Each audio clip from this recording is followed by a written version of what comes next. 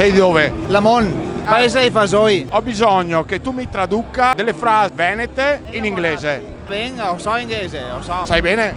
Abbastanza. L'ho studiato le medie. Oro benon. Gold, God good. God good. God o gold? Gold good. Se God good. Allora, se gold good. Oro beh no, allora God. Se aspetta, gold. Se che oro? Oro se Oro si dice gold. gold. Gold good. Oro benon. Oro beh no, gold good. Allora, sempre ditemi se all